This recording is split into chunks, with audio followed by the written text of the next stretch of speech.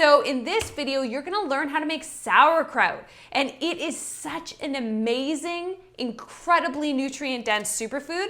And once you know how to make it, you're gonna be thinking to yourself, why haven't I been doing this forever? I want you to eat the foods that make you feel amazing. I'm so excited for you to come on this joyous journey with me because I know you're gonna feel refreshed and rejuvenated and totally motivated to take the best care of you. Your great-grandmother and maybe your great-great-grandparents probably fermented foods all the time because they couldn't go to the grocery store in January and buy cabbage. So they had to ferment their vegetables and their fruits. So like jams and jellies, sauerkraut, kimchi, so that they could enjoy vegetables all year long. And so it's interesting because nowadays, people just don't really eat fermented foods because we have access to fresh all the time. But we're missing out on so many nutrients. So in the first video of this week, you probably already learned about all of the benefits of fermented foods, like digestion really helps to ease digestion. All the anti-nutrients are removed. So if you're someone who has trouble digesting cruciferous vegetables like raw cabbage, you will not have any of those problems with things like sauerkraut and kimchi. Because think of the cabbage almost like a pre-digested food. The bacteria within, when the sauerkraut is happening, the bacteria actually helps to break it down and make it very easy for you to digest.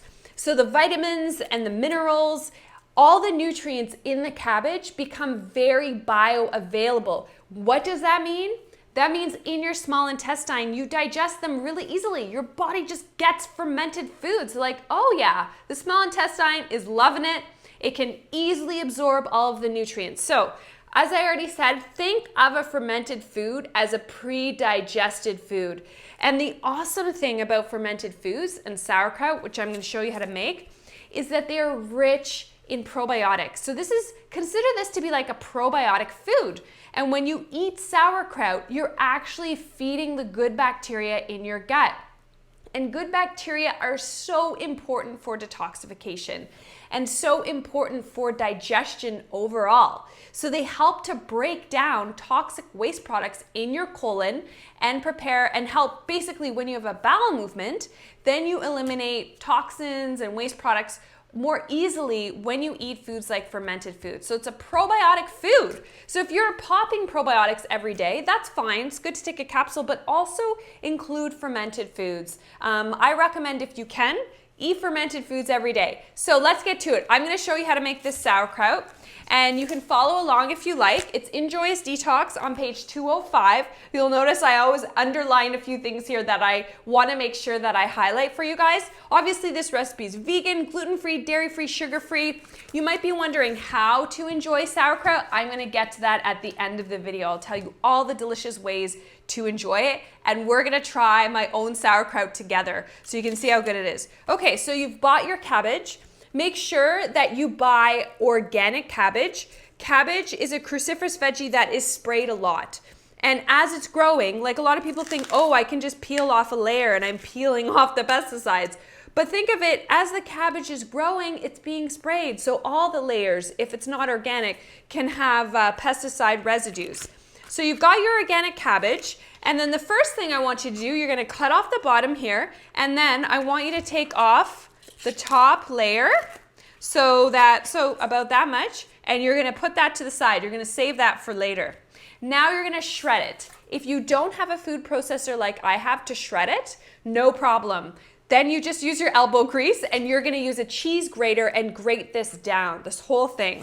So this is probably gonna, I don't think it's all gonna fit in this mason jar I've got. So I'm going to cut it here. I need to cut it in chunks so that I can fit it into my food processor. Okay, so we'll pop this in the food processor, like so. By the way, my food processor does have a grate function. I just don't know where it is. So I'm using the large blade, but if you have a food processor that has the grating function, then that's the best thing to use. Okay, we can add a little bit more. So let's cut a little bit more off. But again, if you're following along, you can totally use a cheese grater. That's fine too. So just popping that in. Let's cut it another chunk. maybe let's take the layers apart a little bit, just to make it a little easier on our food processor. And standing by, you want to have a nice big bowl because you're going to take the grated mixture and transfer it into the bowl. That's where you're going to add the salt, massage it, and it's so much fun. This is when you really get dirty. You get some elbow grease in there. Okay, so let's get this grated down. See how fast that was? The joys of a good food processor. Okay, so all we're gonna do now is dump it in here.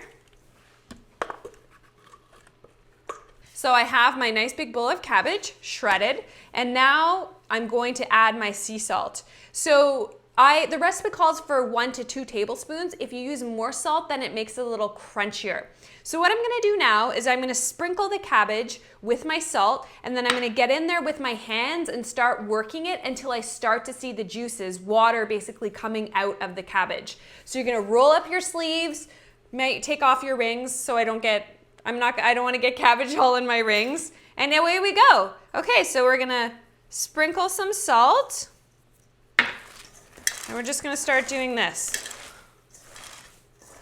So see how I'm squeezing it? I'm almost like massaging the cabbage, and I can start to feel the water being drawn out, because that's what the salt does. The salt is drawing the water out of the cabbage, and that water is what really helps it to ferment. As you can see that? It's pretty quick how quickly the water starts to come out.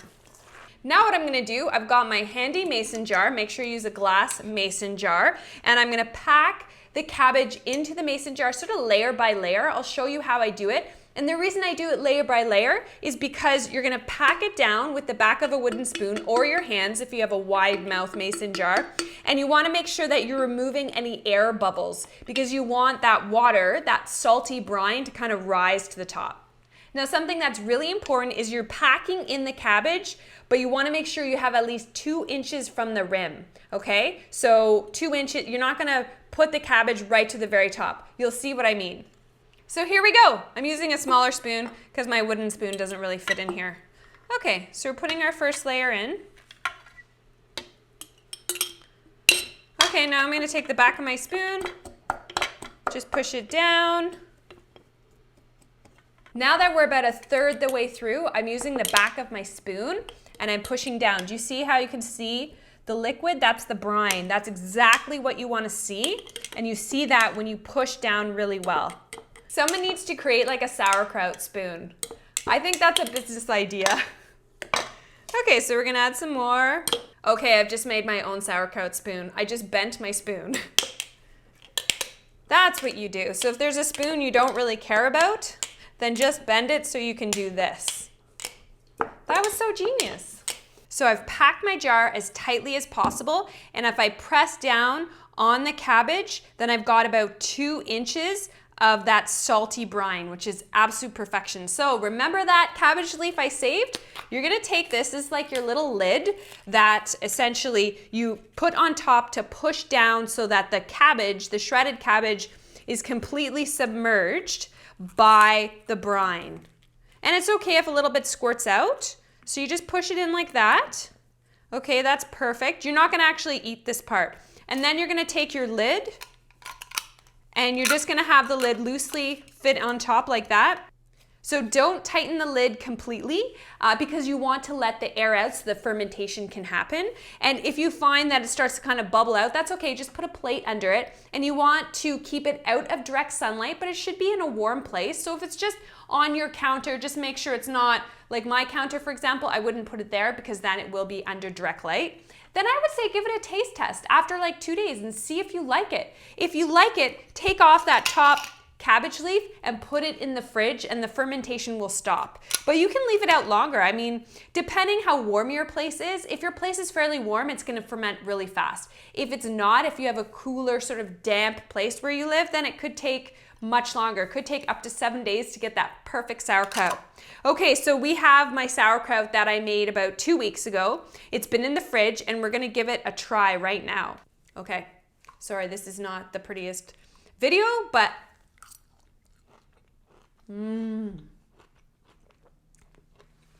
so good. So there's many delicious ways to enjoy sauerkraut. I like just like taking a scoop of it and eating it that way. That's delicious.